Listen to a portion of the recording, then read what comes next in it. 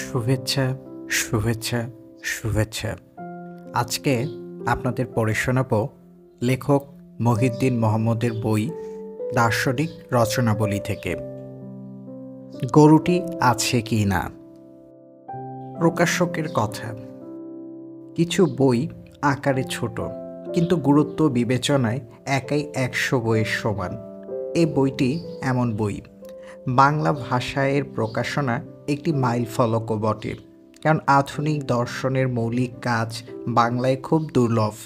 দর্শনের ইতিহাস, গল্প, তত্ত্বকথা ও অন্য দার্শনিকদের উপর আলোচনা, এসবের বই দেখা যায় অনেক, কিন্তু দর্শনের গুরুত্বপূর্ণ কাজের বই একেবারেই দেখা যায় না। মহিউদ্দিন মোহাম্মদ এই ছোট বইটির মাধ্যমে এ অভাব ঘুচিয়েছেন মনে করি। বইখানা পড়ার সময় বোঝা যায় এর দেহ ছোট হলেও প্রাণ অনেক বড়। খুব সাবধানে বুঝে বুঝে পড়তে হয়, প্রতিটি লাইনে রাখতে হয় সতর্ক দৃষ্টি। তবে একবার পড়ে ফেললে মনে হবে এ যেন এক নতুন ভাবনার জগৎ। আমরা যে জগতে বাস করি, চারপাশে যা কিছু দেখি ও শুনি তা সবই কি মিথ্যা? সব কিছুই কি সন্দেহজনক? কোনো কিছুই কি নিশ্চিত নয়? কোনো বিষয়ে কি নিশ্চিত জ্ঞান লাভের সুযোগ মানুষের নেই? এই প্রশ্নগুলো তখন জাগে। লেখক দেখিয়েছেন তার প্রিয় গরুটির বাস্তব অস্তিত্ব নাও থাকতে পারে। গরুটি আছে কি না আর মহাবিশ্ব আছে কি না, এ দুটি একই প্রশ্ন।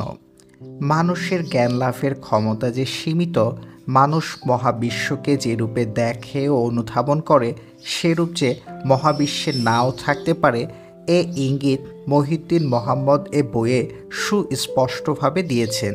তিনি বলতে চেয়েছেন, সাধারণ চোখে যা কিছু অকার সত্য নির্ভুল মনে হয়, অসাধারণ চোখে তা খুব বিভ্রান্তিকর ও অনিশ্চিত। মহিউদ্দিন মোহাম্মদের পর্যবেক্ষণ ও বিশ্লেষণী ক্ষমতা যে কত প্রখর ও শক্তিশালী, তার অন্তর্দৃষ্টি যে কত গভীর, তা এ বইটি না পড়লে বোঝা যাবে না। সম্ভবত এই বইটিতেই তার প্রতিভার আসল শক্তি উন্মোচিত হয়েছে। বইটি সায়েন্টিফিক ডগমাটিজমের প্রতি এক প্রকার হুমকিও বটে। এম্পিরিক্যাল নলেজ যে সবসময় নির্ভরযোগ্য ও অবজেক্টিভ নয়, জ্ঞানের যে একটি বাউন্ডারি রয়েছে, তা এ বইয়ে চমৎকারভাবে ফুটে উঠেছে। মহিউদ্দিন মোহাম্মদ দেখিয়েছেন, মহাবিশ্বে হয়তো এমন অনেক জিনিস আছে, এমন অনেক ঘটনা হয়তো ঘটছে, যেগুলোর জ্ঞান আমরা উপযুক্ত অঙ্গের অভাবে নিতে পারছি না। লেখকের মতে পদার্থের মৌলিক কণাগুলো কিছু নির্দিষ্ট ডিজাইন বা আকারে সন্নিবেশিত হলে সেখানে প্রাণের সঞ্চার ঘটতে পারে। গণিতবিদরা যদি কোনো প্রাণীর ডিজাইন সেট হিসাব করতে পারেন এবং বিজ্ঞানীরা ওই ডিজাইন সেট ব্যবহার করে যদি 3D বায়োপ্রিন্টার বানাতে পারেন, তাহলে মানুষ কৃত্রিমভাবে বুদ্ধিমান প্রাণী বা জীব সৃষ্টি করতে পারবে। আমাদের বিশ্বাসে বইটি পড়ার পর চারপাশের জগৎ সম্পর্কে পাঠকদের দৃষ্টিভঙ্গিতে বড় ধরনের পরিবর্তন আসবে। লেখকের কথা। কাগজের মূল্য বেশি, তাই প্রয়োজনের অতিরিক্ত কিছু লিখতে চাই না। মনের মতো একটি লেখকের কথা যদি লিখি, তাহলে বেড়ে যাবে অনেক পৃষ্ঠা, যা আহত করবে পাঠককে। বাংলাদেশের বইয়ের পাঠকরা দরিদ্র, টাকা পয়সা তাদের হাতে খুব একটা থাকে না। এমনিতেই বইয়ের চেয়ে সিগারেট বিক্রি এখানে বেশি। একটি বার্গার ও একটি বই, এ দুটি বস্তু পাশাপাশি রাখলে বার্গারটি নিয়েই কারাকারি পড়বে। আমার ঘরে একবার চোর ঢুকেছিল, দেখলাম সে মোবাইল ফোন ও হাঁসের ডিম নিয়েছে, কিন্তু কোনো বই নেয়নি। বইয়ের দোকানেও শুনলাম বইয়ের চেয়ে চা সিঙ্গারা বেশি বিক্রি হচ্ছে, কারণ বাঙালি বিশ্বাস করে মন অনাহারে থাকলে অসুবিধা নেই, কিন্তু পেট অনাহারে থাকলে অসুবিধা আছে। স্ত্রী ডক্টর শাহাম কাদিরকে কৃতজ্ঞতা জানানো দরকার। সে বিজ্ঞানী মানুষ, রাত দিন গবেষণা নিয়ে আছে, কাজ করে মার্কিন ফেডারেল ল্যাবে। তবে মাঝে মধ্যে জিজ্ঞেস করে, কি লেখো? আমি লেখা দেখাই, কিন্তু কোনো প্রশংসা পাই না। একদিন বললাম, দেখো, মৃণালিনী দেবীর কাছে রবীন্দ্রনাথ লোকাল কবি। তারপর থেকে আমার বইপত্র সে পড়া শুরু করেছে। অধ্যায় গরুটি আছে কি না। বার্ট্রান্ড রাসেল তার টেবিলটি নিয়ে যে সমস্যায় পড়েছিলেন, সে সমস্যায় আমি পড়েছি একটি গরু নিয়ে। তবে আমার সমস্যাটি আরও গভীর ও বিস্তৃত। গরুটি আমার সামনে নেই, এটি দেখতে কালো এমনটি জানতাম, কিন্তু এখন দেখছি তা কালো নয়। গরুটির দিকে কোন স্থান থেকে আমি তাকাই তার উপর নির্ভর করছে রং। যদি গরুটিকে 10 ফুট দূর থেকে দেখি, তাহলে সেটিকে যে রঙে দেখায় সে রঙের সাথে 20 ফুট দূর থেকে দেখা রঙের মিল পাওয়া যায় না। 5 ফুট দূর থেকে যে অঙ্গটিকে গাঢ় কালো রঙের মনে হয়, 10 ফুট দূর থেকে সে অঙ্গটিকে দেখায় চিকচিকে কালো। গরুটিকে দক্ষিণ পশ্চিম দিক থেকে দেখলে যে রং টের পাই, উত্তর পশ্চিম দিক থেকে দেখলে সে রং টের পাই না। সকালবেলায় যখন আলো কম থাকে, তখন গরুটির যে রং দেখি, সে রং দুপুরবেলায় দেখি না। অধিক আলোতে গরুটির কালো রঙে একটি হালকা চিকচিকে ভাব আসে। এ চিকচিকে ভাব সন্ধ্যাবেলায় মিয়ে যায়, যখন আলো কমে আসে। আবার বৃষ্টির দিনে গরুটিকে যে রঙে দেখি, শীতের শুকনো দিনে সে রঙে দেখি না। ব্যাপারটি অস্বস্তিকর। আমি গরুটির রং সম্পর্কে নিশ্চিত হতে পারছি না। গরুটির শরীরের একই অংশ এক এক সময় এক এক রঙের দেখাচ্ছে। বলা যায় আমার অবস্থান, আলোর তীব্রতা, আলোক উৎসের দিক ও দূরত্ব, বাতাসের ঘনত্ব, জলীয় বাষ্প, আলোর তরঙ্গ দৈর্ঘ্য, বায়ুপ্রবাহ, এরকম নানা বিষয়ের উপর নির্ভর করছে গরুটির রং। গরুটি একই লোম একবার দেখাচ্ছে কালো, আরেকবার হালকা কালো, আরেকবার গাঢ় কালো, একেবারে চিকচিকে কালো, আরেকবার চিকচিকে কালো। ফলে কেউ যদি জিজ্ঞেস করে আপনার গরুটির রং কী, তখন খুব দ্বিধায় পড়ে যাই। আমি ভেবে পাই না তাকে কোন রঙের কথা বলবো। এবার আমি একটি লাল লেন্সের চশমা পরি। চশমা পরে যখন গরুটির দিকে তাকাই, তখন সেটিকে ভিন্ন রঙের মনে হয়। খালি চোখে দেখা কালো রঙের সাথে এ রং মিলছে না। এভাবে যতবার চশমার লেন্সের রং পাল্টাই, ততবার গরুটির রঙও পরিবর্তিত হয়। আমি জানি আমার চোখেও একটি লেন্স রয়েছে।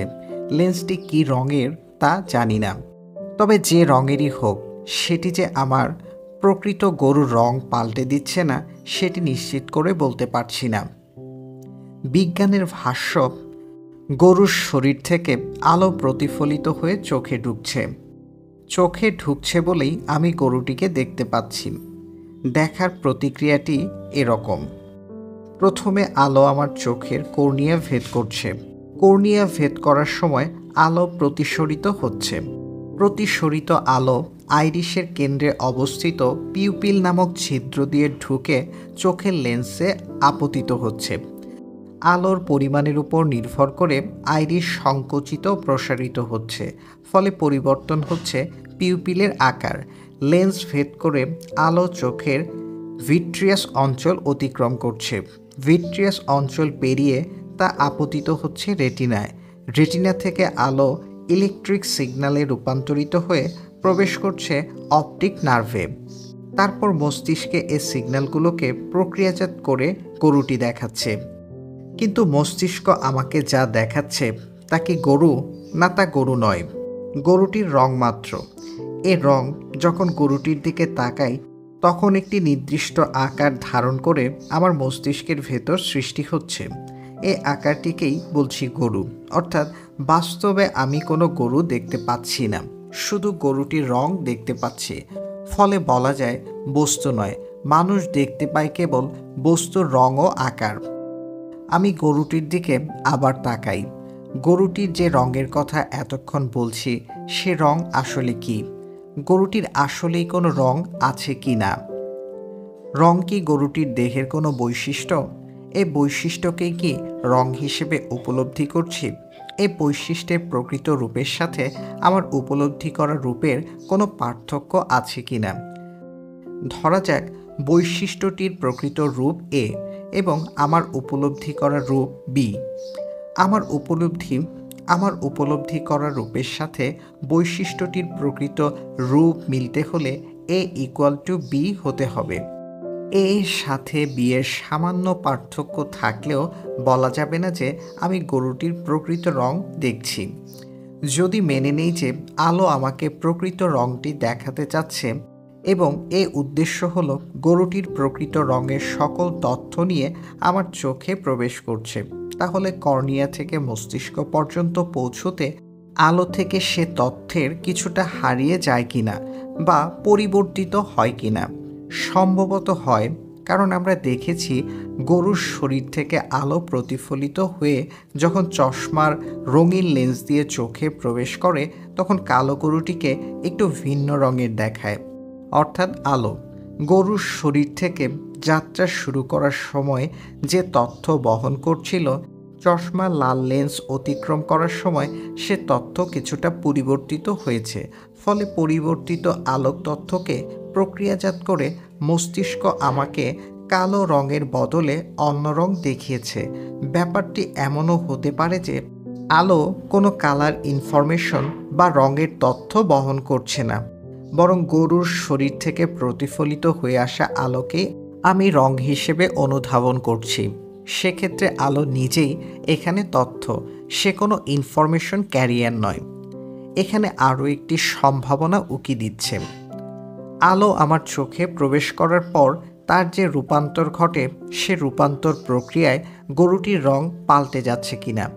আলো হয়তো গরুটির শরীর থেকে হলুদ রঙের তথ্য নিয়ে বা হলুদ রঙের আলো আমার চোখে প্রবেশ করছে, কিন্তু মস্তিষ্ক এ তথ্যকে বা হলুদ রঙের আলোকে প্রক্রিয়াজাত করতে গিয়ে এমনভাবে বিকৃত করে ফেলেছে যে হলুদ রঙটি রূপ ধারণ করছে কালো রঙের। পৃথিবীর সকল স্বাভাবিক মানুষের চোখ ও মস্তিষ্কের গঠন এবং কার্যপ্রণালী মোটামুটি এক। ফলে রঙের এই বিকৃতিও সব মানুষের ক্ষেত্রে অভিন্ন হবে। কোনো বস্তুকে সমাজের অধিকাংশ মানুষ যে রঙে দেখে, সে রঙটিকেই বস্তুটির স্বাভাবিক রং হিসেবে বিবেচনা করা হয়।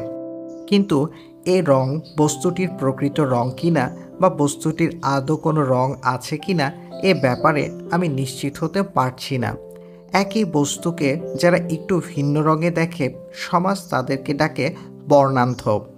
সমাজের চোখে যে গরুটি লাল, মার্ক জাকারবার্গের চোখে সেটি লাল দেখাবে না, কারণ Zuckerberg red green colour blind.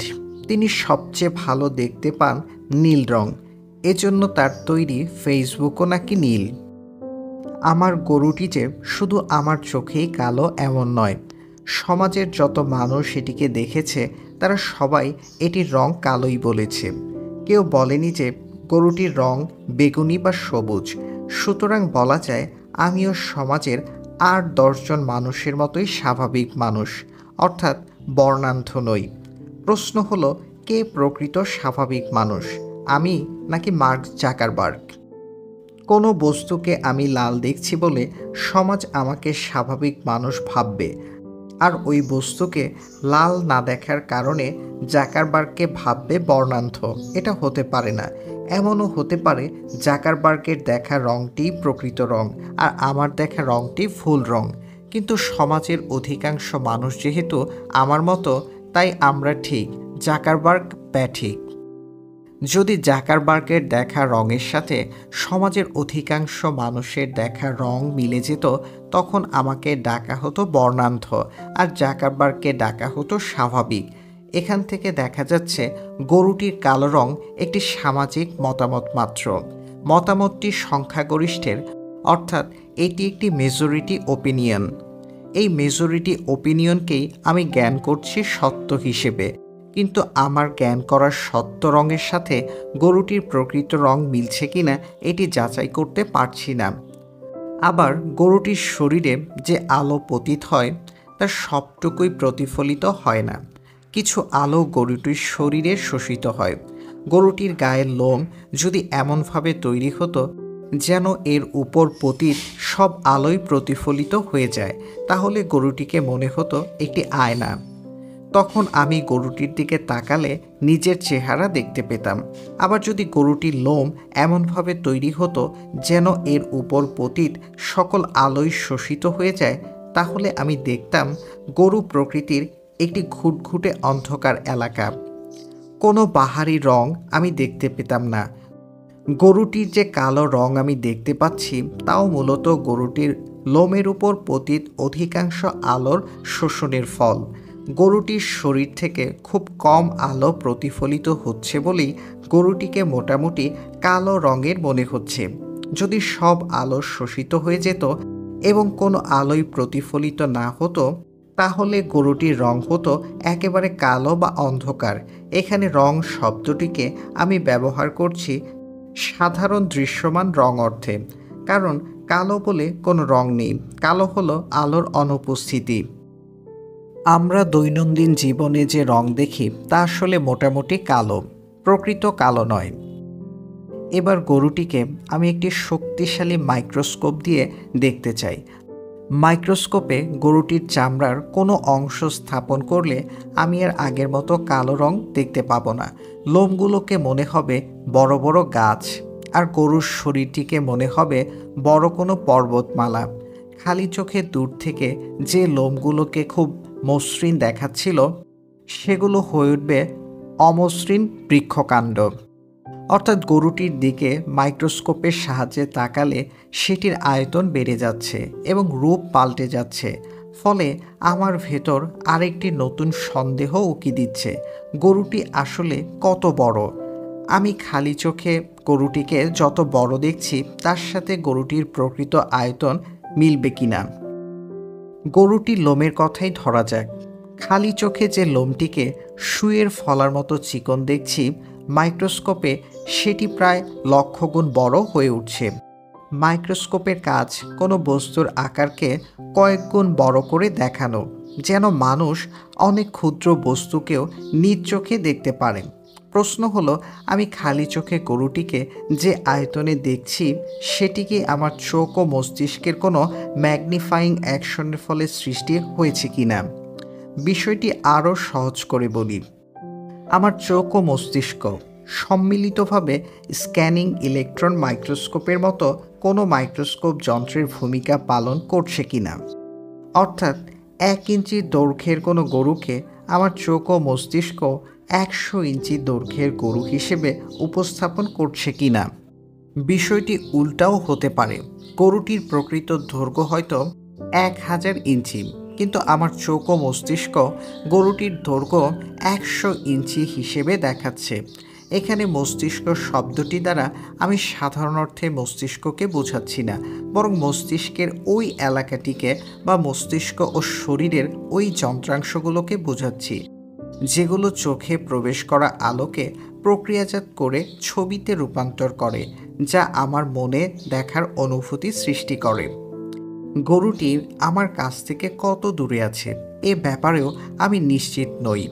ফিতা দিয়ে মাপলে দেখতে পাই গরুটি এই মুহূর্তে 30 ফুট দূরে অবস্থান করছে, কিন্তু এই 30 ফুটই কি আমার ও গরুটির মধ্যে প্রকৃত দূরত্ব? বাইনোকুলার দিয়ে দেখলে গরুটিকে অনেক কাছে মনে হয়, তখন আর দূরত্ব 30 ফুট থাকে না। আবার বাইনোকুলারটিকে উল্টো করে ধরলে আমার থেকে গরুটির দূরত্ব 30 ফুটের বেশি মনে হয়। ফলে নতুন করে সন্দেহ জাগে, আমার চোখ ও মস্তিষ্ক সম্মিলিতভাবে কোনো বাইনোকুলার বা টেলিস্কোপের ভূমিকা পালন করছে কিনা। এগুলো সবই সম্ভাবনা বা স্পেকুলেশন, নিশ্চিত করে কিছু বলতে পারছি না। কিন্তু সম্ভাবনাগুলোর কোনোটি যদি সত্য হয় তাহলে প্রশ্ন জাগতে পারে, আমি 1 ইঞ্চি দৈর্ঘ্যের গরুকে 100 ইঞ্চি বা 1000 ইঞ্চির গরুকে 100 ইঞ্চি দেখছি কেন? গরুটির প্রকৃত রং না দেখে আমি এক এক পরিবেশে এক এক রং কেন দেখছি? আর একটি উত্তর তৈরি করতে পারি ডারউইনের ন্যাচারাল সিলেকশন তত্ত্ব ব্যবহার করে।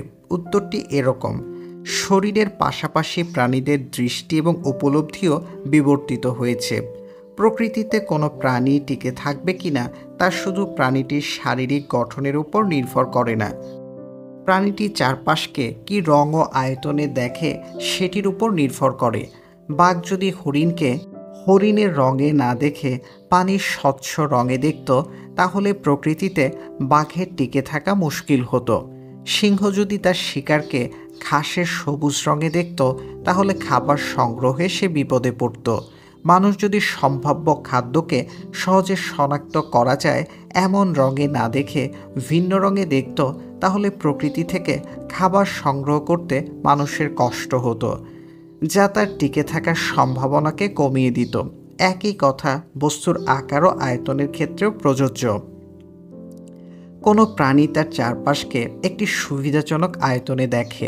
সম্ভাব্য খাবার বা আশ্রয়স্থলকে এই সুবিধাজনক আয়তনে না দেখলে প্রাণীদের পক্ষে টিকে থাকার সম্ভাবনা হতো না।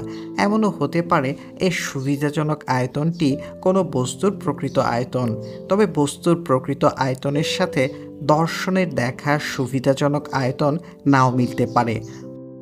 কোনো প্রাণীর দৃষ্টি এবং উপলব্ধি এই দুটি নিয়ন্ত্রিত হয় চোখ, মস্তিষ্ক ও স্নায়ুতন্ত্রের গঠন দ্বারা। হয়তো আরও অনেক অঙ্গ এতে অংশ নেয়। অঙ্গগুলোর বিবর্তন এমনভাবে হয়েছে যেন প্রাণীটি তার চারপাশকে সার্ভাইভালের জন্য সুবিধাজনক রূপে দেখতে ও উপলব্ধি করতে পারে।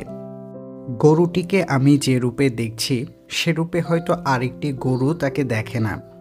আমার কাছে গরুটির রং কালো হলেও গরুদের কাছে গরুটির রং কেমন তা আমি জানি না। গরুটির পাশ দিয়ে কোনো পিঁপড়ে হেঁটে গেলে তখন সে গরুটিকে কী রঙে দেখে তা জানতে পারলে ভালো হতো। আমি গরুটিকে যত বড় দেখি, পিঁপড়াটিও কি গরুটিকে তত বড় দেখে? পিঁপড়াটি যদি একটি যন্ত্র দিয়ে গরুটির দৈর্ঘ্য মাপে, তাহলে কি সে আমার মতোই 100 ইঞ্চি দৈর্ঘ্য পাবে? 1 ইঞ্চিকে আমার কাছে যত লম্বা মনে হয়, পিঁপড়াদের কাছেও কি ঠিক তত লম্বাই মনে হয়? নাকি পিঁপড়ারা 1 ইঞ্চিকে 1 কিলোমিটার বা 1 ইঞ্চিকে আধা ইঞ্চি সমান দেখে? গরুটি যখন ঘাস খায় তখন সে ঘাসকে কী রঙে দেখে? ঘাসকে আমি যেরকম সবুজ দেখি, আমার গরুটিও কি অবিকল সে রঙেই দেখে? এগুলোর কোনোটির ব্যাপারেই আমি নিশ্চিত নই। গরুটিকে যেখানে দেখছি সেখানে সেটি আসলেই আছে কিনা এটিও একটু খতিয়ে দেখা দরকার। আমি যদি চোখ বন্ধ করি তাহলে গরুটিকে আর দেখতে পাই না, কিন্তু চোখ খোলা মাত্রই গরুটিকে দেখতে পাই। প্রশ্ন হলো, গরুটিকে আমি কোথায় দেখতে পাই? আমি উপরে কোনো কিছু দেখার যে প্রক্রিয়া উল্লেখ করেছি তা সত্য হলে বলতে হবে গরুটিকে আমি আমার মস্তিষ্কের ভেতর দেখতে পাই। গরুটির শরীর থেকে আলো প্রতিফলিত হয়ে চোখে প্রবেশ করছে বলেই গরুটির একটি বিম্ব বা ছবি আমার মস্তিষ্কে গঠিত হচ্ছে। কিন্তু সে ছবিটি কি শুধুই ছবি, নাকি বাস্তব কোনো গরু? মানুষের শরীরবিজ্ঞান আমাকে জানাচ্ছে মস্তিষ্কে অক্সিপিটাল লোব অংশটি থাকার কারণেই আমি গরুটিকে দেখতে পাচ্ছি। অক্সিপিটাল লোবে গণ্ডগোল দেখা দিলে চোখ যত ভালোই হোক, আমি গরুটিকে আর ওরকম দেখতে পাবো না। সুতরাং বলা যায় গরুটি আপাত দৃষ্টিতে আমার থেকে 10 ফুট দূরে অবস্থান করলেও এটির দৃশ্যমান রূপটি অবস্থান করছে আমার মস্তিষ্কের ভেতর। মস্তিষ্কের অক্সিপিটাল লোব কাজ না করলে গরুটির এ দৃশ্যমান রূপ থাকবে না। অন্যভাবে বললে, গরুটিকে দেখার ক্ষমতা যদি আমার না থাকতো তাহলে এর বাস্তব অস্তিত্ব আমার কাছে অর্থহীন হয়ে পড়ত। যেহেতু আমি গরুটিকে দেখছি তাই গরুটি ওখানে আছে, এরকম একটি বোধ আমার ভেতর কাজ করে। যে গরুর অস্তিত্ব নেই সে গরু আমি দেখছি, এমনটি ভাবা আমার জন্য অভ্যাসগতভাবে কঠিন। যা কিছু দেখি তার সব কিছুর অস্তিত্ব আছে, এরকম একটি বিশ্বাস আমার ভেতর বাসা বেঁধে আছে। এজন্য অস্তিত্ব নেই এমন কিছু দেখার কথা আমি কল্পনা করতে পারি না। আমি আশা করি না যে চলার পথে কোনো অবাস্তব বস্তুর সাথে আমার দেখা হবে। আমার সাধারণ উপলব্ধি ও অভ্যাস আমাকে বলছে গরুটি কোনো অবাস্তব ভূত নয়। বাস্তব পৃথিবীতে গরুটির অস্তিত্ব আছে। এই অস্তিত্ব গরুটির শরীরে হাত দিয়ে আমি অনুভবও করতে পারি। আমি বুঝতে পারি গরুটি মহাবিশ্বে কিছু স্থান দখল করে আছে। স্থানটি ভরে আছে গরুটির মাংস, রক্ত, চামড়া, লোম, হাড়, গবর, মস্তিষ্ক, চোখ ইত্যাদি দ্বারা। এগুলো সম্মিলিতভাবে একটি বিশেষ ডিজাইনে একত্রিত হয়ে আছে। এই ডিজাইনটিকেই আমি বলছি গরু। ডিজাইনটিকে যখন হাত দিয়ে স্পর্শ করি তখন এটি হাতকে বাধা দেয়, যেন আমার হাত ডিজাইনটি দ্বারা দখলকৃত স্থানে প্রবেশ করতে না পারে। এ বাধাটিকেই আমার মস্তিষ্ক গরুটির অস্তিত্বের আলামত হিসেবে উপলব্ধি করছে। গরুটির শরীরে তাপমাত্রা যদি আমার হাতের তাপমাত্রার সমান না হয়, তাহলে গরুটিকে স্পর্শ করার সময় ঠান্ডা অথবা গরম অনুভব করব। বিষয়টি নিশ্চিত হওয়ার জন্য গরুটির শরীরে একবার হাত দেই। হ্যাঁ, গরুটির শরীর গরম। এই যে আমি গরুটির অস্তিত্ব টের পাচ্ছি, এই টের পাওয়ার প্রক্রিয়ার সাথে গরুটিকে দেখার প্রক্রিয়ার মিল আছে। শরীরবিজ্ঞান আমাকে বলে এ টের পাওয়ার ব্যাপারটি নিয়ন্ত্রণ করছে মস্তিষ্কের সোমাটোসেন্সরি কর্টেক্স অঞ্চল। আমার হাত গরুটির শরীর স্পর্শ করা মাত্রই কিছু বিশেষ সংকেত মস্তিষ্কে পাঠিয়ে দেয় এবং মস্তিষ্কটি তখন আমাকে জানায় ওখানে কিছু একটা আছে। এ কিছু একটা কি তা বোঝার জন্য আমি সাহায্য নেই চোখের। চোখ আমাকে জানায় এ কিছু একটা একটি গরু। কিন্তু আমি যদি অন্ধ হই, তাহলে কি শুধু স্পর্শ দ্বারা বুঝতে পারবো যে এ কিছু একটা একটি গরু? হয়তো পারবো, যদি গরু স্পর্শের পর্যাপ্ত পূর্ব অভিজ্ঞতা আমার থাকে। এক্ষেত্রে একটি নতুন সমস্যা দেখা দিবে। গরুটি কত বড় তা নিশ্চিত করে বলতে পারবো না। গরুটির পা, লেজ, কান, মাথা, পেট, ঘাড়, শিং, লোম ইত্যাদি স্পর্শ করে হয়তো এর আকার সম্পর্কে কিছুটা ধারণা পাবো, কিন্তু গরুটি মহাবিশ্বে কতখানি স্থান দখল করে আছে এ ব্যাপারে ভালো সিদ্ধান্ত নিতে পারবো না। আমার মস্তিষ্কের সোমাটোসেন্সরি কর্টেক্স যদি কাজ না করে, তাহলে আমি আর আগের মতো স্পর্শানুভূতি পাবো না, স্পর্শের বৈচিত্র্য অনুভব করতে পারবো না। তখন ওই কিছু একটা আসলে কি তা নিয়ে দ্বিধায় পড়ে যাব। এটি গরু নাকি দেয়াল তা বোঝা আমার জন্য কঠিন হয়ে পড়বে। এখানে একটি প্রশ্ন উকি দিচ্ছে। আমি গরুটিকে স্পর্শ করে যে অনুভূতি পাই তার একটি মাত্রা বা প্রচণ্ডতা আছে। এ মাত্রা নির্ভর করছে আমার স্নায়ু ও মস্তিষ্কের সংবেদনশীলতার উপর। খেজুরের কাটার ফলায় হাত দিয়ে আমি যে অনুভূতি পাই, সে অনুভূতি গরুর লোমে হাত দিয়ে পাই না। চুলোর আগুনের উপর হাত রাখলে যে গরম অনুভব করি, সে গরম গরুটির শরীরে হাত রাখলে অনুভব করি না। কিন্তু কেউ যদি আমার স্নায়ু ও মস্তিষ্কের সংবেদনশীলতা বাড়িয়ে দেয়, তাহলে কি আমি গরুর লোম স্পর্শ করার সময় খেজুর কাটার স্পর্শ করার অনুভূতি পাব? মনে হয় পাব। বিষয়টি আরেকটু স্পষ্ট করা যাক। ধরা যাক এই মুহূর্তে আমার স্নায়ু ও মস্তিষ্কের সংবেদনশীলতা 20 একক। 20 একক সংবেদনশীলতা নিয়ে আমি যখন খেজুর কাটার ফলা স্পর্শ করি, তখন অনুভূতি পাই 50 মাত্রার, এবং যখন গরুর লোম স্পর্শ করি তখন অনুভূতি পাই 25 মাত্রার। 25 মাত্রার অনুভূতি ব্যথাহীন, কিন্তু 50 মাত্রার অনুভূতি ব্যথাযুক্ত। একই সংবেদনশীলতা নিয়ে আমি যখন চুলোর আগুনের উপর হাত রাখি, তখন উষ্ণতা বা গরম অনুভব করি 100 মাত্রার, এবং যখন গরুর শরীরে হাত রাখি তখন উষ্ণতা অনুভব করি 50 মাত্রার। এবার কোনো প্রক্রিয়ায় আমার স্নায়ু ও মস্তিষ্কের সংবেদনশীলতা 20 থেকে বেড়ে 40 একক হয়ে গেলে তখন কি ঘটবে? তখন আমার ধারণা, গরুর লোম স্পর্শ করার সময় আমি খেজুর কাটা স্পর্শের অনুভূতি পাব, এবং গরুর শরীরে হাত রাখলে মনে হবে আমি চুলোর আগুনের ওপর হাত রেখেছি। একইভাবে কোনো প্রক্রিয়ায় এর সংবেদনশীলতা কমে গেলে খেজুর কাটার ফলাকেও আমার কাছে ভোঁতা মনে হবে, এবং অসহনীয় উষ্ণতাকেও মনে হবে সহনীয়। এখানে খেয়াল রাখা প্রয়োজন, স্পর্শ অনুভব করার সংবেদনশীলতা আর উষ্ণতা অনুভব করার সংবেদনশীলতা দুটি একই সংবেদনশীলতা নাও হতে পারে। স্পর্শ অনুভবের মাত্রা যে সংবেদনশীলতার উপর নির্ভর করছে, সে সংবেদনশীলতার উপর উষ্ণতা অনুভবের মাত্রা নির্ভর নাও করতে পারে। এক এক অনুভূতি নির্ভর করতে পারে এক এক অঙ্গ বা এক এক স্নায়ুকোষের সংবেদনশীলতার উপর। এর সংবেদনশীলতা সময়ের সাথে সাথে বিবর্তিত হতে পারে।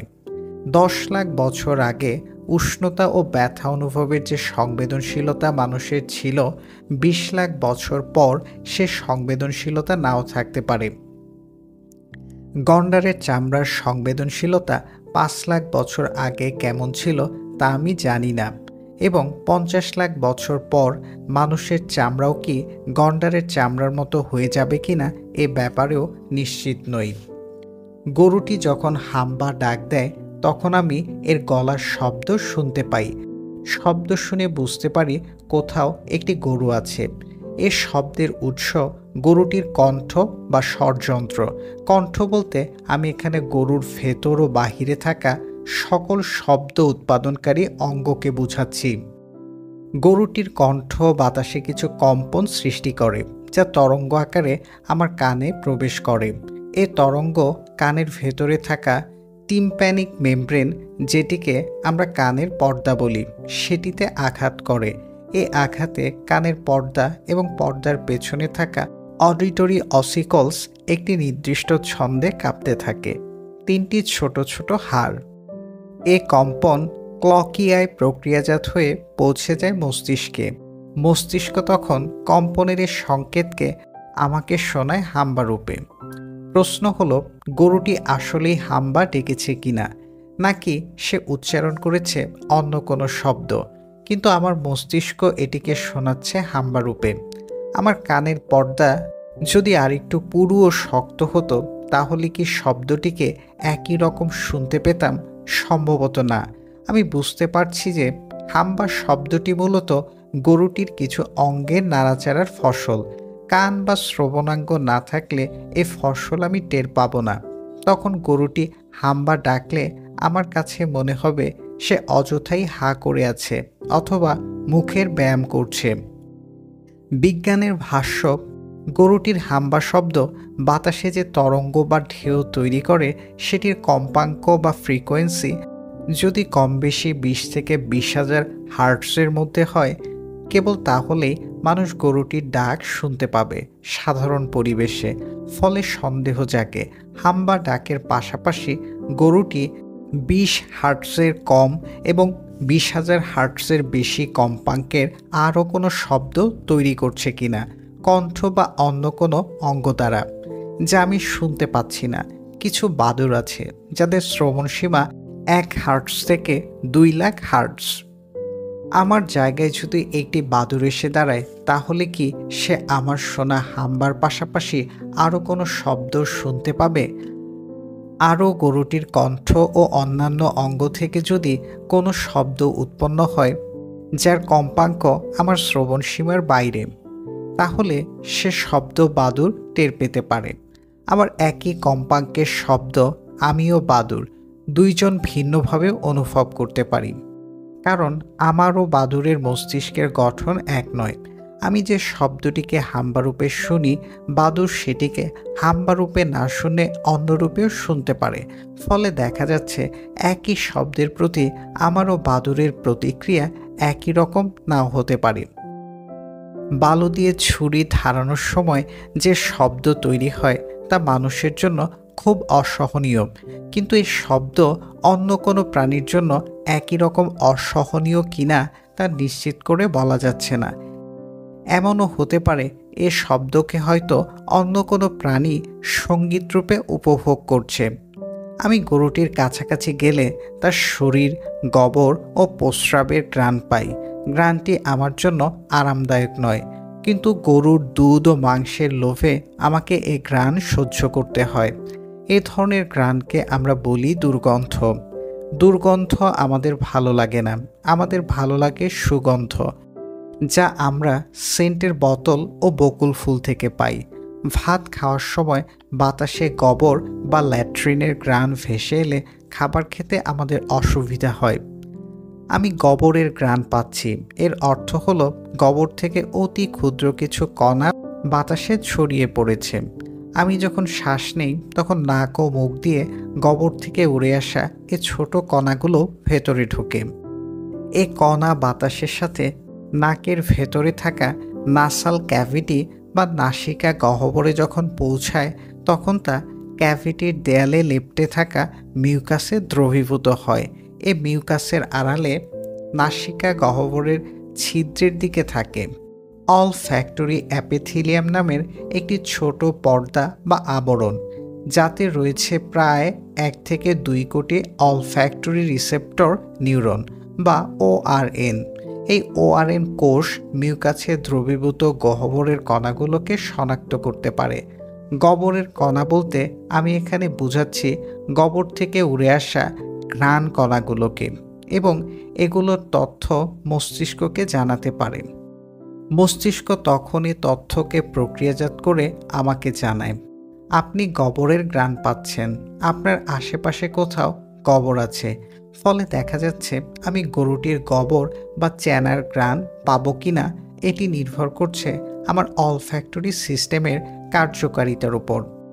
অলফ্যাক্টরি সিস্টেম বলতে আমি প্রাণীদেহের ওই অঙ্গ এবং কোষগুলোকে বোঝাচ্ছি যেগুলো ঘ্রাণ অনুভূতির সৃষ্টিতে কোনো না কোনোভাবে ভূমিকা পালন করে। এই সিস্টেমের কোনো অঙ্গ বা কোষ যদি কার্যকারিতা হারায় অথবা কোনোভাবে তাদের স্বাভাবিক কার্যক্রম যদি বাধাগ্রস্ত হয়, তাহলে আমি গহ্বরের ঘ্রাণ নাও পেতে পারি। করোনা রোগীদের ক্ষেত্রে এটি ঘটে। কেউ করোনা ভাইরাসে আক্রান্ত হলে তার অলফ্যাক্টরি সিস্টেমের অনেক কোষ ক্ষতিগ্রস্ত হয়, এজন্য সে কিছুদিন কোনো কিছুর ঘ্রাণ পায় না। আমার যখন করোনা হয়েছিল তখন তা টের পেয়েছিলাম, কোনো কিছুরই ঘ্রাণ পেতাম না। রোগী অবস্থায় একদিন গরুটির গহ্বরের কাছে হাঁটাহাঁটি করে দেখেছি, কোনো ঘ্রাণ পাইনি। আমি দেখতে পাচ্ছি গরুটির গহ্বরের উপর কিছু মাছি বসে আছে। মাছিগুলো কি আমার মতোই গহ্বরের ঘ্রাণ টের পাচ্ছে? গহ্বরের ঘ্রাণ আমার কাছে যেরকম অসহনীয় লাগছে, সেরকম কি মাছিদের কাছেও লাগছে? আমার তা মনে হয় না। মাছিদের আচরণ বিশ্লেষণ করলে বোঝা যায় গহ্বরের ঘ্রাণ তাদের কাছে সুগন্ধ, অর্থাৎ এই ঘ্রাণের প্রতি আমার ও মাছির প্রতিক্রিয়া একরকম নয়। যে ঘ্রাণ মাছির কাছে সহনীয় সে ঘ্রাণ আমার কাছে অসহনীয়।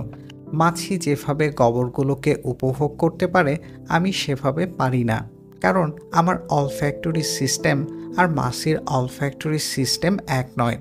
অলফ্যাক্টরি সিস্টেমের অস্বাভাবিকতা দেখা দিলে মানুষ ঘ্রাণান্ধ হয়ে উঠতে পারে। বর্ণান্ধ মানুষ যেমন কিছু নির্দিষ্ট রং দেখতে পায় না, ঘ্রাণান্ধ মানুষও তেমনি কিছু নির্দিষ্ট ঘ্রাণ টের পায় না। এ অবস্থাকে বলা হয় অ্যানোজমিয়া। অ্যানোজমিয়া তীব্র হলে রোগী কোনো ঘ্রাণই টের পায় না। প্রশ্ন হলো, আমার যে স্বাভাবিক ঘ্রাণ অনুভূতি সেটিও এক প্রকার অ্যানোজমিয়া কিনা? গরুটির গোবর থেকে যে ঘ্রাণ কণাগুলো উড়ে আমার নাকে ঢোকে সেগুলো সবগুলো ঘ্রাণ আমি টের পাই কিনা, নাকি আমার অলফ্যাক্টরি সিস্টেম এমনভাবে তৈরি যেন শুধু নির্দিষ্ট কিছু ঘ্রাণকেই অনুভব করতে পারি? ডারউইনের সার্ভাইভাল সিলেকশন তত্ত্ব ব্যবহার করে এ ঘটনার ব্যাখ্যাও আমি দিতে পারি। আমার অলফ্যাক্টরি সিস্টেম হয়তো এমনভাবে বিবর্তিত হয়েছে যেন আমি শুধু ওই ঘ্রাণগুলোকেই টের পাই যা আমার টিকে থাকার জন্য উপকারী। আমি ঘ্রাণগুলোকে কিভাবে উপলব্ধি করব এটিও এ উপায়েই নির্ধারিত হয়েছে। গোবরের ঘ্রাণকে যদি আমি মধু বা দুধের ঘ্রাণ হিসেবে উপলব্ধি করতাম তাহলে হয়তো গোবর খাওয়ার জন্য আমার আগ্রহ তৈরি হতো, কিন্তু আমার যা শরীর তা গোবর খেয়ে টিকিয়ে রাখা সম্ভব নয়।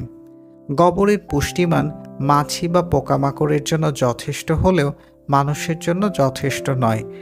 এজন্য গোবরের ঘ্রাণকে আমরা এমনভাবে উপলব্ধি করি যেন এটি খাওয়ার আগ্রহ না জাগে। ধরা যাক আমি গোবর থেকে যে ঘ্রাণ পাই সেটির নাম এ, এবং একই গোবর থেকে মাছি যে ঘ্রাণ পায় সেটির নাম বি। গোবর থেকে উড়ে আসা ঘ্রাণকণা আমার এবং মাছির ভেতর যে ঘ্রাণের অনুভূতি তৈরি করে সেটি একই রকম হতে হলে এ ইকুয়াল টু বি হতে হবে। যেহেতু মাছি গোবরের প্রতি আকৃষ্ট হচ্ছে আর আমি বিরক্ত হচ্ছি, তাই ধরে নেওয়া যেতে পারে যে এ ইকুয়াল টু বি নয়, অর্থাৎ আমি এবং মাছি আলাদা ঘ্রাণ পাচ্ছি। এর অনেকগুলো কারণ থাকতে পারে, তবে দুটি কারণ সম্ভবত এক, গোবর থেকে যত ধরনের ঘ্রাণকণা উড়ে এসে আমার নাকে ঢুকছে তার সবগুলো ঘ্রাণ আমার এবং মাছির অলফ্যাক্টরি সিস্টেম শনাক্ত করতে পারছে না। কেবল কিছু কণার ঘ্রাণ শনাক্ত করতে পারছে। এই কিছু কণা মাছি এবং আমার ক্ষেত্রে এক নয়, গোবর থেকে উড়ে আসছে মোট ২০ ধরনের কণা। এর মধ্যে মাছি শনাক্ত করতে পারছে ১০ ধরনের কণা, আর আমি শনাক্ত করতে পারছি ১৫ ধরনের কণা। এই কণাগুলো সম্মিলিতভাবে আমার এবং মাছির ভেতর যে ঘ্রাণ অনুভূতি তৈরি করছে, কেবল সে ঘ্রাণই আমি এবং মাছি উপলব্ধি করতে পারছি। শনাক্তকৃত ঘ্রাণ কণা ভিন্ন ভিন্ন হয়, আমার এবং মাছির উপলব্ধি করা ঘ্রাণও ভিন্ন ভিন্ন হচ্ছে। অথবা ২, মাছি এবং আমার অলফ্যাক্টরি সিস্টেমের গঠন ও কার্যপ্রণালী ভিন্ন হওয়ার কারণে একই ঘ্রাণকণা আমার এবং মাছির ভেতর দুটি ভিন্ন রকম ঘ্রাণ অনুভূতি তৈরি করছে। অর্থাৎ একই ঘ্রাণকে মস্তিষ্ক ও অলফ্যাক্টরি সিস্টেমের বৈচিত্র্যের কারণে মানুষ উপলব্ধি করছে এ রূপে এবং মাছি উপলব্ধি করছে বি রূপে। এ ঘটনা মানুষের সমাজেও ঘটতে পারে। দুজন মানুষের অলফ্যাক্টরি সিস্টেমের কার্যকারিতা যদি ভিন্ন হয়, তাহলে একই ঘ্রাণ দুজন ভিন্ন মানুষ ভিন্ন ভিন্নভাবে উপলব্ধি করবে। গরুটি আমার সামনে দিয়ে একবার দৌড় দিল। এ দৌড়ের গতি কেমন ছিল তা বুঝতে অসুবিধা হচ্ছে, কারণ একই গতির দৌড় আমি যখন কাছ থেকে প্রত্যক্ষ করি তখন একরকম মনে হয়, আবার দূর থেকে প্রত্যক্ষ করলে অন্যরকম মনে হয়।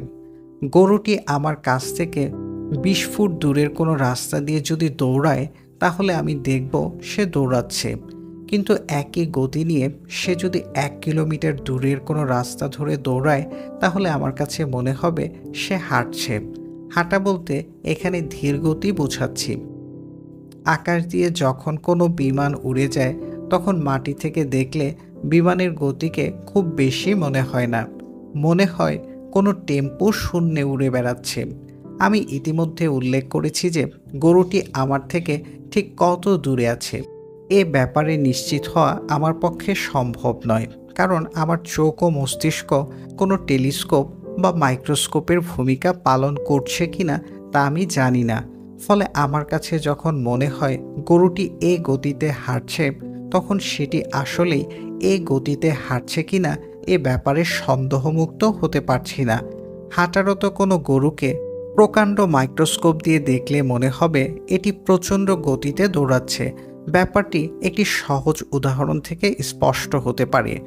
গরুর সিমেন্ট বা বীর্যকে যখন অপটিক্যাল মাইক্রোস্কোপের নিচে রাখা হয়, তখন মাইক্রোস্কোপের ম্যাগনিফাইং অ্যাকশনের ফলে শুক্রাণুগুলোকে অনেক উচ্চ গতিতে সাঁতার কাটতে দেখা যায়।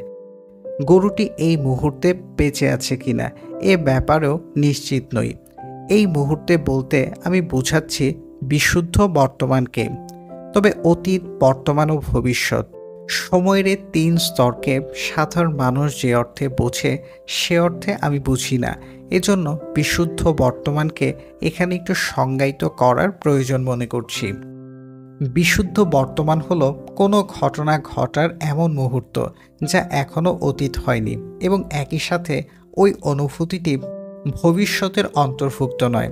যেমন আমি যদি আপনাকে দুপুরবেলা জিজ্ঞেস করি এই মুহূর্তে আকাশে সূর্য আছে কিনা, তাহলে আপনি আকাশের দিকে তাকিয়ে উত্তর দেবেন, হ্যাঁ আছে, সূর্যকে আমি দেখতে পাচ্ছি। কিন্তু যে সূর্যকে আপনি দেখতে পাচ্ছেন, সে সূর্য মোটেও এই মুহূর্তের বা বিশুদ্ধ বর্তমানের সূর্য নয়।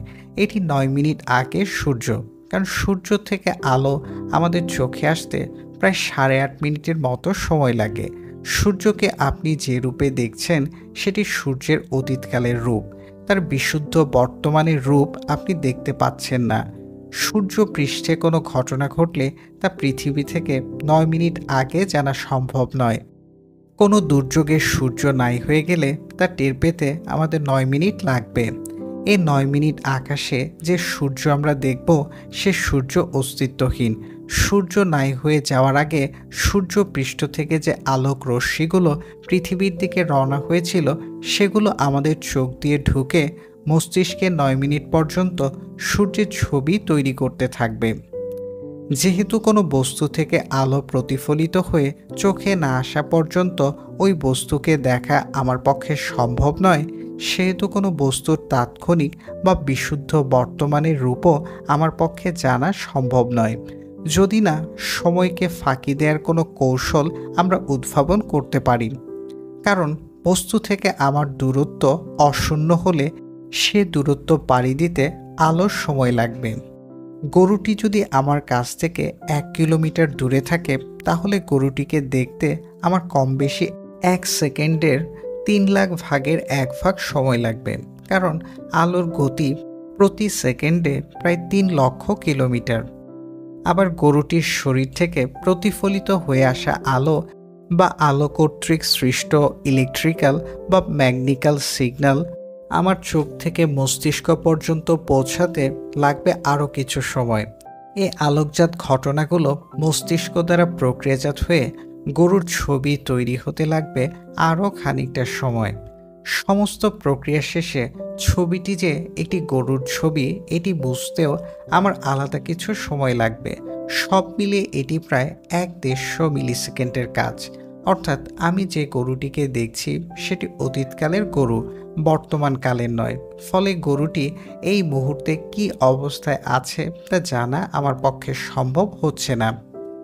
পদার্থবিদদের ভাষ্য, গরুটির শরীর মূলত কিছু কণার সমষ্টি। এই কণাগুলো নির্দিষ্ট ডিজাইনে গরুর আকার ধারণ করে জমাট বেঁধে আছে। গরুটির চামড়া, মাংস, লোম, গোবর, মূত্র, হাড়, লালা, রুমেন, চর্বি, এনজাইম, অ্যাসিড, নিউরন, রক্ত, পানি এগুলো ভাঙলে আমরা পাবো বিভিন্ন মৌলের অণু ও পরমাণু। পরমাণুকে ভাঙলে পাবো ইলেকট্রন, প্রোটন, নিউট্রন এরকম কোটি কোটি কণা। ইলেকট্রনকে আর ভাঙা যায় না, তবে প্রোটন ও নিউট্রনকে ভাঙা যায়। স্ট্যান্ডার্ড মডেলের দাবি, প্রোটন ও নিউট্রনকে ভাঙলে পাওয়া যাবে আরও 3টি করে কণা। এই কণাগুলোর নাম কোয়ার্ক। কোয়ার্ক 6 ধরনের। এই ধরনগুলোকে বলা হয় ফ্লেভার। ফ্লেভারগুলো হলো up, down, charm, strange, top ও বটম। প্রোটনে থাকে 2টি আপ কোয়ার্ক ও 1টি ডাউন কোয়ার্ক, এবং নিউট্রনে থাকে 2টি ডাউন কোয়ার্ক ও 1টি আপ কোয়ার্ক। কোয়ার্ককে আর ভাঙা যায় না।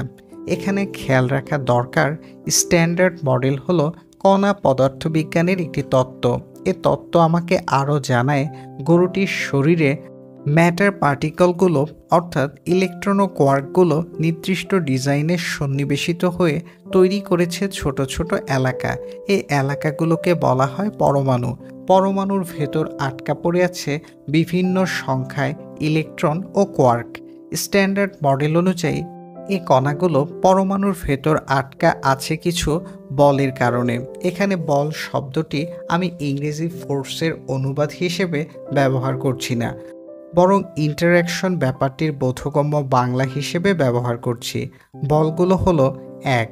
সবল নিউক্লিয় বল, 2. দুর্বল নিউক্লিয় বল ও 3. ইলেকট্রোম্যাগনেটিক বল।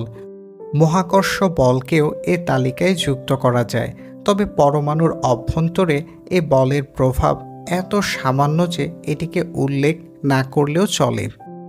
এ বলগুলোর জন্য দায়ী আরও কিছু কণা। এগুলোকে বলা হয় ফোর্স ক্যারিয়ার পার্টিকল বা বলবাহী কণা। প্রোটন ও নিউট্রনের ভেতর যে 3টি করে কোয়ার্ক থাকে, তারা একসাথে আটকে থাকে সবল নিউক্লিয় বলের কারণে। এই বল তৈরি হয় কোয়ার্কগুলোর মধ্যে গ্লুয়ন নামক একটি ফোর্স ক্যারিয়ার কণার আদান প্রদানের ফলে। একইভাবে ইলেকট্রন ও কোয়ার্কের মধ্যে যখন ডাব্লিউ প্লাস, ডাব্লিউ মাইনাস ও Z0 বোসন কণার আদান প্রদান হয়, তখন দুর্বল নিউক্লিয় বলের উদ্ভব ঘটে। এবং চার্জওয়ালা কণাগুলোর মধ্যে যখন ফোটন কণার আদান প্রদান হয়, তখন উদ্ভব ঘটে ইলেকট্রোম্যাগনেটিক বলের। চার্জওয়ালা কণা বলতে আমি এখানে ইলেকট্রন ও প্রোটনকে বোঝাচ্ছি। ইলেকট্রন চার্জ নেগেটিভ এবং প্রোটনের চার্জ পজিটিভ। প্রোটনের চার্জ মূলত প্রোটনের ভেতরের কোয়ার্কগুলোর চার্জের ফলাফল। ফলে দেখা যাচ্ছে আমার গরুটি মূলত কিছু ইলেকট্রন, কোয়ার্ক, গ্লুয়ন, WZ বোনস ও ফোটনের সমাবেশ। এর সমাবেশে কিছু গ্র্যাভিটনও থাকতে পারে, কিন্তু এখন পর্যন্ত গ্র্যাভিটন কণার কোনো অস্তিত্ব পদার্থবিজ্ঞান প্রমাণ করতে পারেনি বলে এটিকে বিবেচনায় নিচ্ছি না। গ্র্যাভিটন হলো মহাকর্ষ বলের জন্য প্রস্তাবিত ফোর্স ক্যারিয়ার কণা। উল্লেখ্য যে কণা শব্দটি এখানে ধূলিকণা বা বালিকণায় ব্যবহৃত কণা নয়।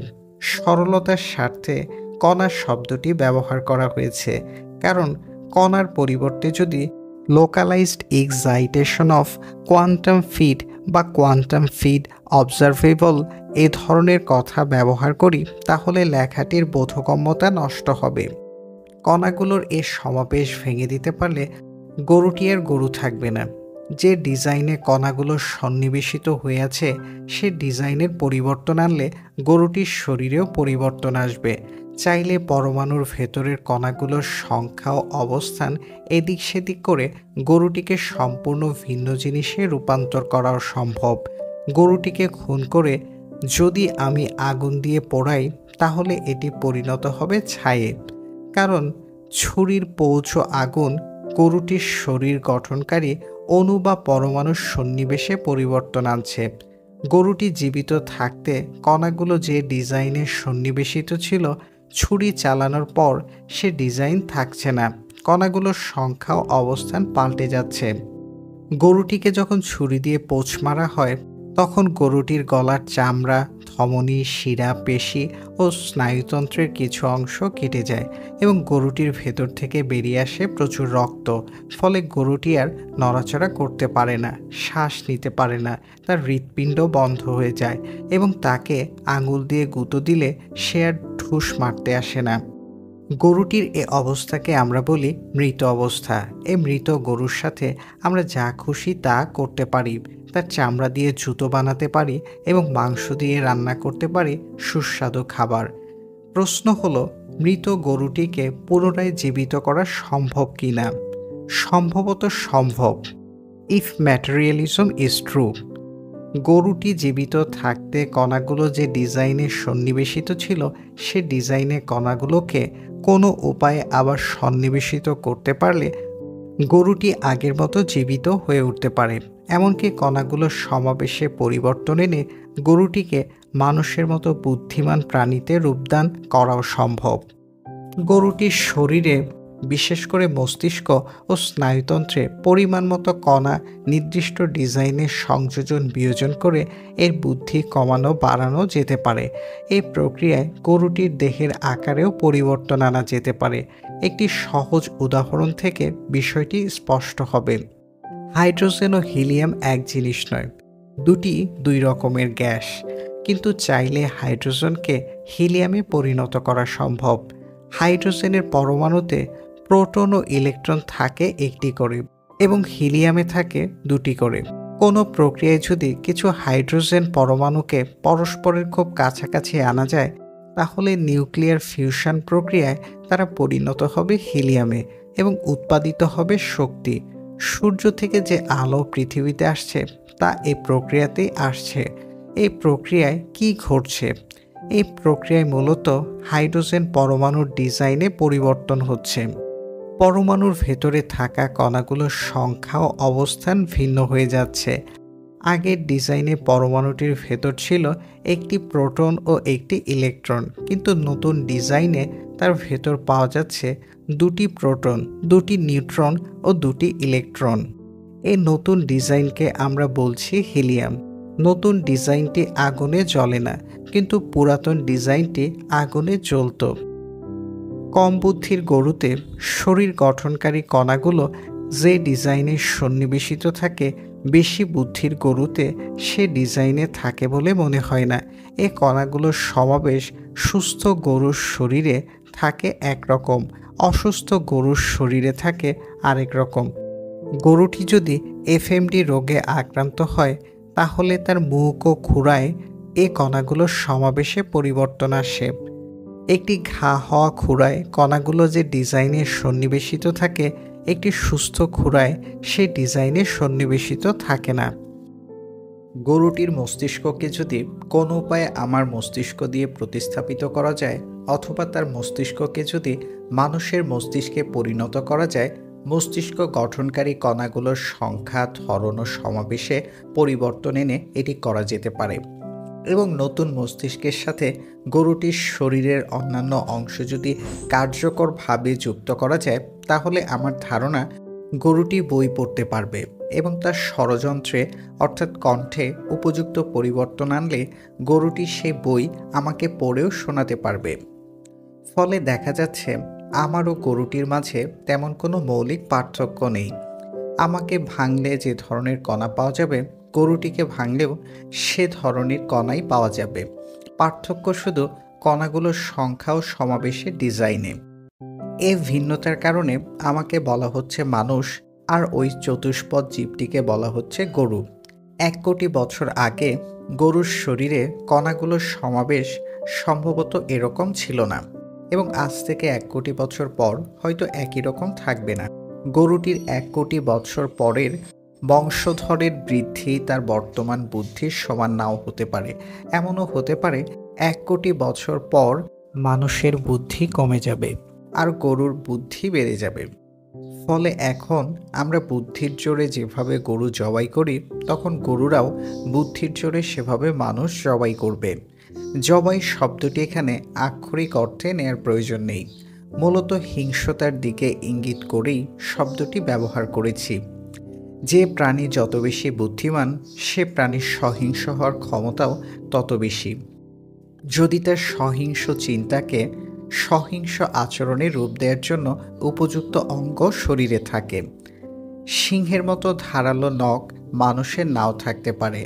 হিংস্রতায় মানুষ সিংহের চেয়ে অনেক এগিয়ে আছে, কারণ মানুষের বুদ্ধি ও অঙ্গ হিংস্র আচরণের জন্য অধিক উপযোগী। মানুষের শরীরে ওই কণাগুলো যেভাবে সন্নিবেশিত হয়ে আছে, যেন সেগুলো সামগ্রিকভাবে মানুষের শরীরে একটি বুদ্ধিমান যন্ত্র হিসেবে ফুটিয়ে তুলতে পারে।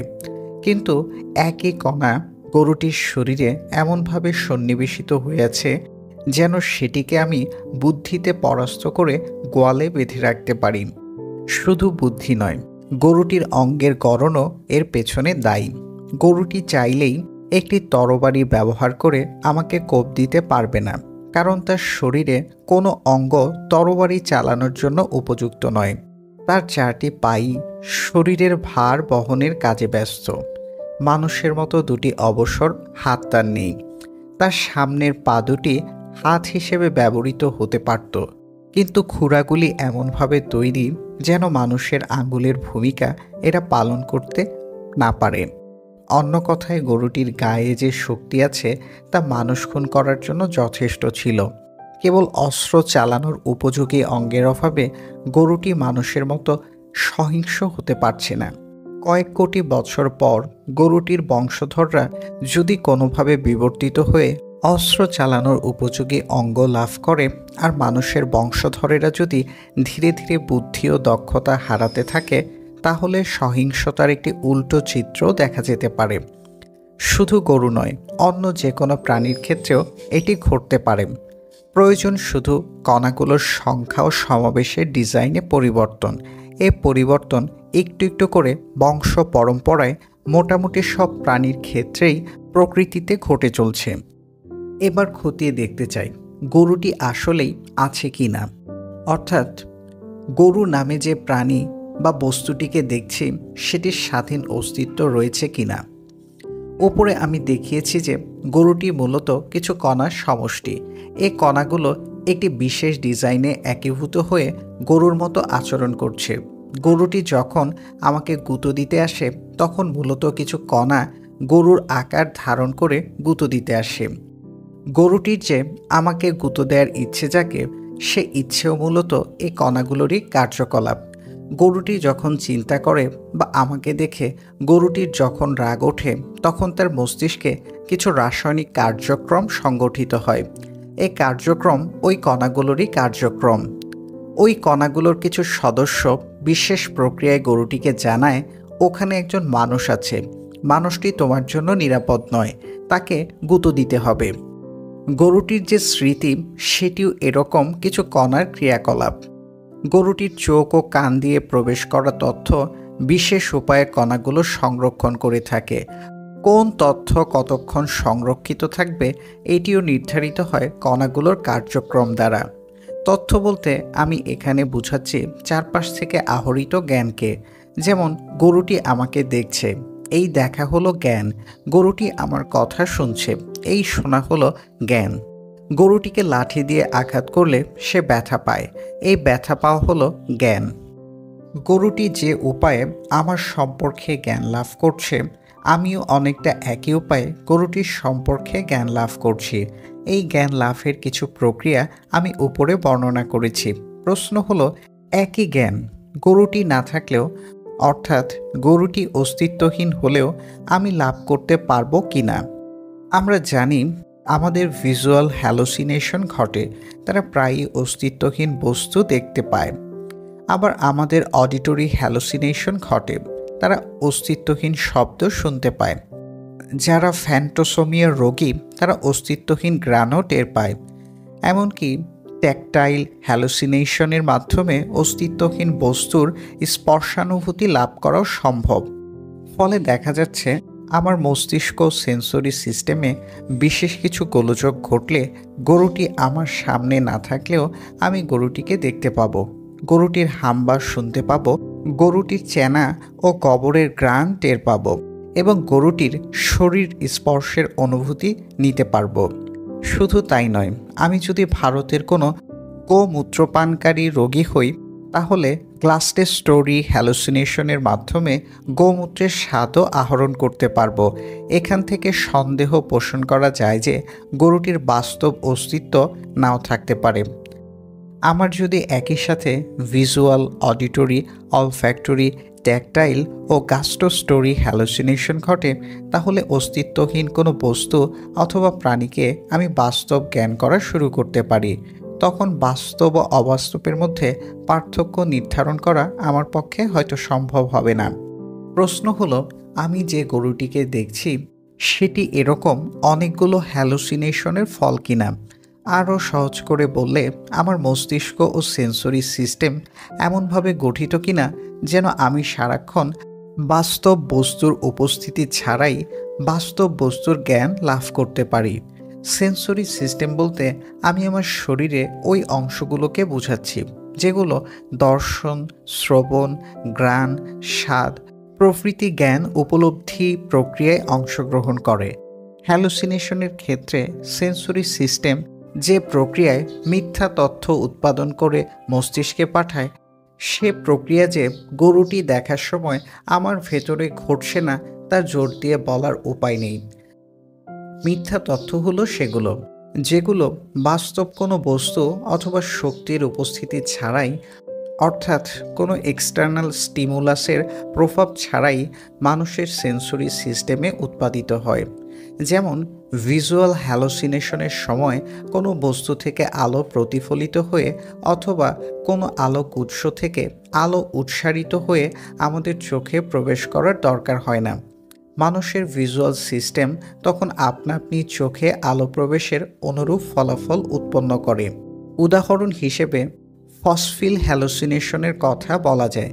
চোখের রেটিনা ও মস্তিষ্কের ভিজুয়াল কর্টেক্স অঞ্চলে কিছু নির্দিষ্ট গোলযোগ দেখা দিলে ফসফিন হ্যালোসিনেশন ঘটে। এ সময় মানুষ অস্তিত্বহীন আলো দেখতে পায় বা দেখার অনুভূতি লাভ করে। ফিলিপ নিকোলসন একটি প্রবন্ধে উল্লেখ করেছেন, বৌদ্ধ সন্ন্যাসীরা দীর্ঘ সময় ধ্যান করলে হঠাৎ যে আলোকছটা দেখতে পান, এটি মূলত ফসফিন হ্যালোসিনেশন। আমার ধারণা গৌতম বুদ্ধের বেলায়ও এরকম ঘটেছিল, আরও অনেকের বেলাতেই হয়তো এরকম ঘটেছে।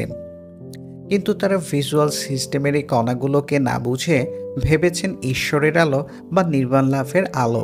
দীর্ঘক্ষণ আলোর অনুপস্থিতিতে থাকলেও ফসফিন হ্যালোসিনেশন ঘটতে পারে। প্রিজনারস সিনেমা নামক কাল্পনিক আলো দেখার যে ঘটনাটি গুহাবাসী ও অন্ধকারবাসীদের বেলায় ঘটে, তাও ফসফিন হ্যালোসিনেশনের ফল। চোখের পাতা বন্ধ করলে আমি গরুটিকে দেখতে পাই না। শুধু আমি নই, পৃথিবীর কোনো স্বাভাবিক মানুষই চোখের পাতা বন্ধ করলে গরুটিকে দেখতে পাবে না। এর সম্ভাব্য কারণ দুটি এরকম: ক, চোখের পাতা বন্ধ করার ফলে গরুর শরীর থেকে আলো অর্থাৎ তথ্য চোখে প্রবেশ করছে না, ফলে আমার ভিজুয়াল সিস্টেম আমাকে গরুটি দেখাচ্ছে না। খ, চোখের পাতা খোলা অবস্থায় মানুষ যে গরুটিকে দেখতে পায় তা মূলত মানুষের ভিজুয়াল সিস্টেমের কিছু বিশেষ গণ্ডগোলের কারণে ঘটে। এই গণ্ডগোল কেবল চোখের পাতা খোলা থাকা অবস্থায় ঘটে এবং বিশেষ বিশেষ স্থান ও সময়ে ঘটে। চোখের পাতা বন্ধ হয়ে গেলে এবং ওই বিশেষ স্থান ও সময় থেকে সরে গেলে এই গণ্ডগোল ঘটে না। এজন্য আমরা গরুটিকে আর দেখতে পাই না। পৃথিবীর সকল স্বাভাবিক মানুষের ভিজুয়াল সিস্টেম এ গড়নের হয় তারা কেউই ব্যাপারটি ধরতে পারে না। ধরতে পারে তারা যারা অস্বাভাবিক ও পাগল, কিন্তু অস্বাভাবিক ও পাগল মানুষ পৃথিবীতে কম হয় তাদের মতামতকে সংখ্যাগরিষ্ঠ স্বাভাবিক মানুষেরা আমলে নেয় না। কোনো হ্যালুসিনেশনের রোগী যদি আমাকে এসে বলে আমি আপনার পুকুরে একটি নীলতিমি দেখতে পাচ্ছি, তাহলে আমি তা হেসে উড়িয়ে দেব, কারণ তার হ্যালুসিনেশন সাময়িক, আমারটা স্থায়ী। আমি ও আমার মতো স্বাভাবিক মানুষরা যারা পার্মানেন্ট বা স্থায়ী হ্যালুসিনেশনের রোগী, তারা দেখছে শুধু পুকুর, কিন্তু সংখ্যালঘু একজন সাময়িক হ্যালুসিনেশনের রোগী ওই পুকুরে দেখছেন তিমি মাছ। ব্যাপারটি সংখ্যাগরিষ্ঠদের জন্য অস্বস্তিকর। এই অস্বস্তি কাটাতে সংখ্যালঘু মতামতকে হেসে উড়িয়ে দেওয়া ছাড়া আমাদের সামনে কোনো পথ থাকে না। কিন্তু পৃথিবীর 90% মানুষ যদি ওই সাময়িক হ্যালুসিনেশনের রোগী হতো এবং তাদের হ্যালুসিনেশন যদি স্থায়ী হতো এবং তাদের হ্যালুসিনেশনের ধরন যদি এমন হতো যে আমার পুকুরের দিকে তাকানো মাত্রই তারা একটি নীলতিমি দেখতে পাবে, তাহলে আমাকে ওই তিমিটি দেখতে না পাওয়ার অপরাধে পাগলা গারদে পাঠানো হতো। সবাই বলতো আমরা হাজার হাজার মানুষ এখানে নীলতিমি দেখতে পাচ্ছি, আপনি দেখতে পাচ্ছেন না কেন? আপনাকে চিকিৎসা দিয়ে তিমি দেখানোর ব্যবস্থা করতে হবে। ডাক্তাররা তখন ওষুধের মাধ্যমে আমার ভেতরেও ওই গণ্ডগোল তৈরির চেষ্টা করতেন, যে গণ্ডগোলের ফলে আমি একমত পোষণ করতাম সমাজের হাজার হাজার মানুষের সাথে এবং দেখতে পেতাম পুকুরটিতে বিরাজ করছে একটি অতিকায় তিমি। একই কথা একটু ভিন্ন আঙ্গিকে শ্রবণ, স্পর্শ, স্বাদ ও ঘ্রাণ অনুভূতির ক্ষেত্রেও প্রযোজ্য। এই অনুভূতিগুলো মানুষ তার সেন্সরি সিস্টেমের কোনো নির্দিষ্ট গোলযোগের কারণে পায় কিনা তা নিশ্চিত করে বলা যাবে না। কেরোসিনের ঘ্রাণ পাওয়ার সময় আমাদের অলফ্যাক্টরি সিস্টেমে যে কার্যাবলী সম্পাদিত হয়, সে একই কার্যাবলী যদি কেরোসিনে ঘ্রাণ করার অনুপস্থিতিতে অলফ্যাক্টরি হ্যালুসিনেশনের মাধ্যমে ঘটে, তাহলে আমরা কেরোসিন ছাড়াই কেরোসিনের ঘ্রাণ পাব। এপিলেপসির রোগীরা প্রায়ই নানা জিনিসের কাল্পনিক স্বাদ পায়। গরুর দুধ পান করার সময় দুধের কণাগুলো আমাদের গ্যাস্ট্রোস্টোরি সিস্টেমে যে প্রতিক্রিয়া তৈরি করে, সে একই প্রতিক্রিয়া যদি কোনো গণ্ডগোলের কারণে দুধের কণার অনুপস্থিতিতে গ্যাস্ট্রোস্টোরি সিস্টেমে তৈরি হয়, তাহলে দুধ পান করা ছাড়াই আমরা দুধের স্বাদ পাব।